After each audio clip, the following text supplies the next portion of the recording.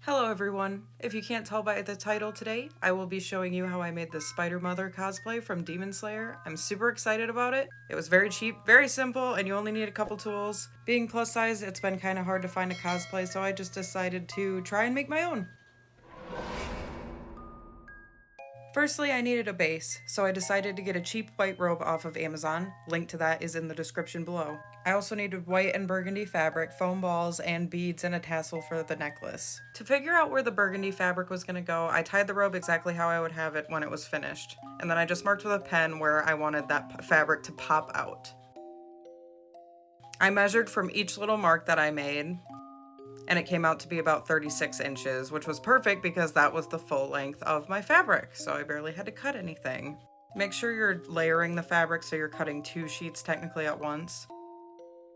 After cutting that out, I went ahead and did the same thing with the sleeves. I just measured exactly how long they were folded together and then times that by 2. So I roughly had about, I think, 22 inches I needed of burgundy fabric per sleeve.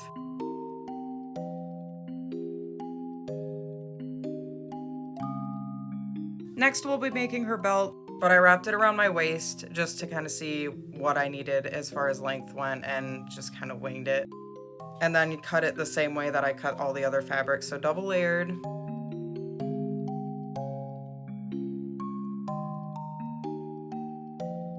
Ta-da! Pin all those babies together. And now it's time to sew. Obviously you don't have to use a sewing machine.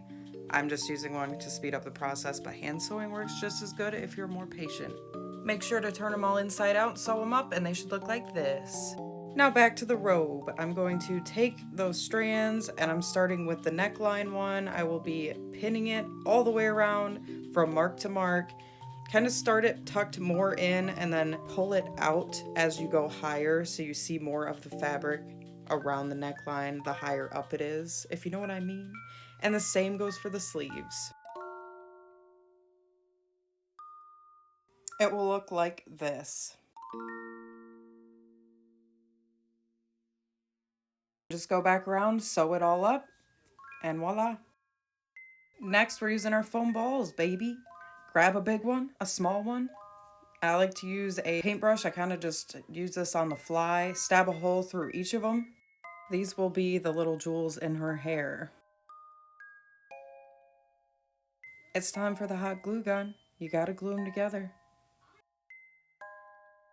Time to start on the necklace. I'm going to take another one of the big foam balls. I'm gonna kind of make a T in it. So go through one way, don't go all the way through up the other way. If you know what I mean, it's kind of hard to explain. I'm trying my best here, but just like that. I honestly just grabbed whatever colors I thought it would mix together and make the closest to what I thought her jewels looked like. After I let those to dry, I decided to start painting the belt, and listen, I just did my best here, and that's all I can say. And that's all we're gonna go with. So I'm not giving you any advice. I'm just showing you. I wasn't the proudest of this, but it still worked. Looking back on it, I wish I would have done it a little different. Back to the necklace again. I'm stringing these red beads, which yes, I know, I didn't look at the picture of her when I was buying the supplies. I know the beads aren't red. I got them on sale, so let's just go with it, okay?